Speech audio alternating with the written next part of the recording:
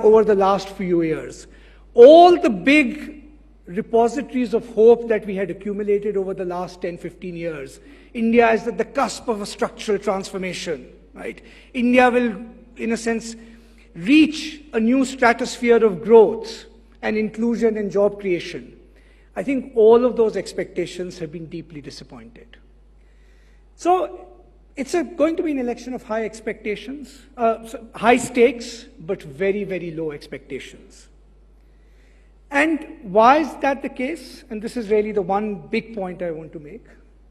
Because I think there is something happening to our democracy which is mutilating what one might grandiosely call the democratic soul.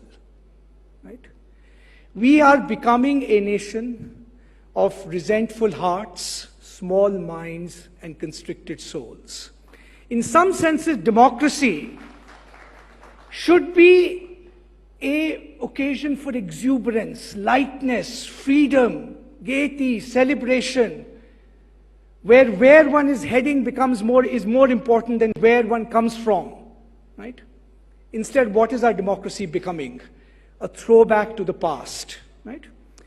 So let's just very quickly look at what are we losing in this democracy. Okay? So I'm going to ask you a question. How many in this room think of themselves as nationalists? Put up your hand. Okay? Oh, not bad. Of those of you who put up your hand, how many of you have a certificate that can prove to me that you're a nationalist? Okay? So the first thing that has been taken away from us, right, is our own nationalism, right? Rather than the presumption that all of us are nationalists, this has become something we have to prove, right? Paradoxical, in an age of nationalism, nationalism is the very thing that has begun to divide us and mark us. Okay? So, राष्ट्र गया आपके हाथ से, right? जितने भी राष्ट्रवाद की बात करें. Okay, let's move on to something else I'm sure you care about: truth. Right? It's true, all societies are marked by mendacity, propaganda. All regimes like to manipulate that gray zone between truth and falsehood, right? All regimes, in a sense, like to create an environment which is propitious for them. It's true, okay? But have you ever experienced a moment in the last 20 years in Indian democracy where the purpose of the production of knowledge was not truth, but something far more insidious? It was to relieve you of the burden of thinking altogether. Okay? It's not about falsehood.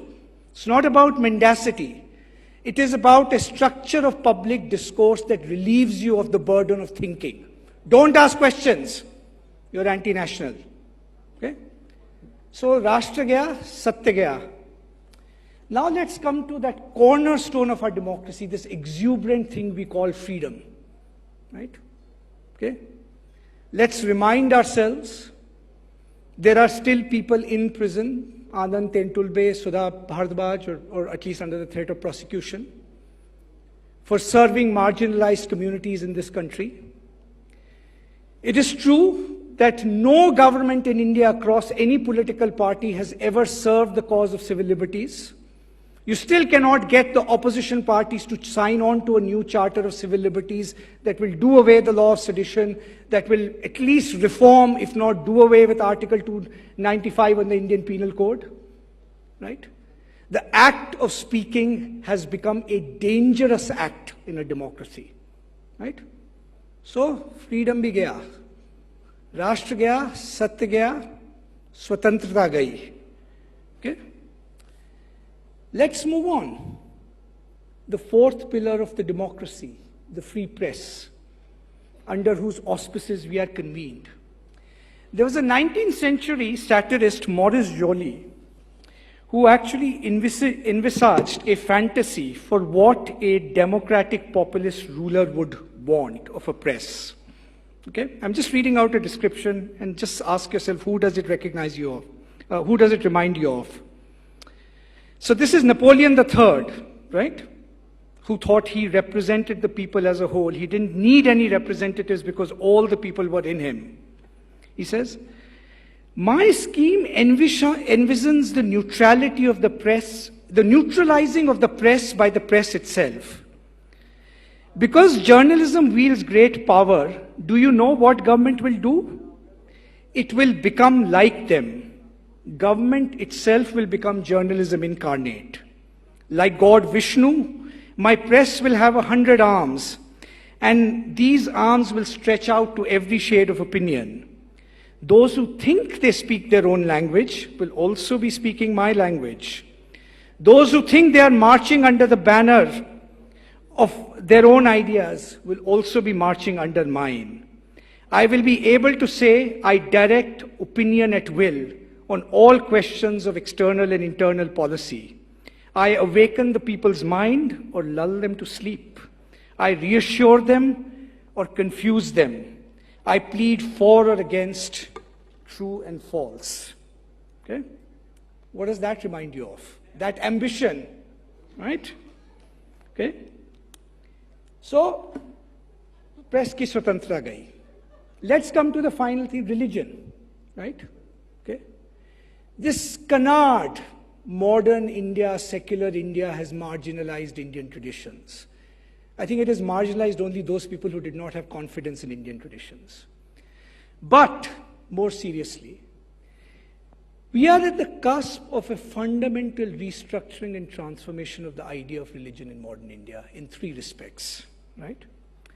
First of all, the idea of the mobilization of religion in the service of political power, where our most visible religious faces always begin by saluting the powers that be, right? That's the only mortal God that left.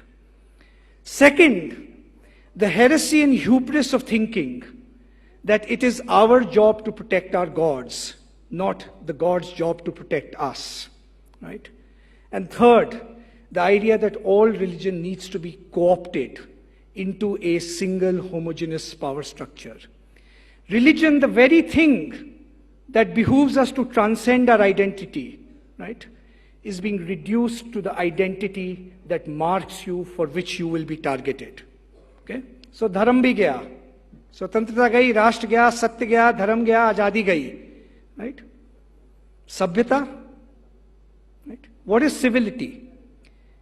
Societies are always uncivil in some respects, but the norms of civility are set by those who are in the highest positions of power. That's, in fact, their only job. Right? Their only job is to signal what can be said or what cannot be said, what is right or what is wrong. Right?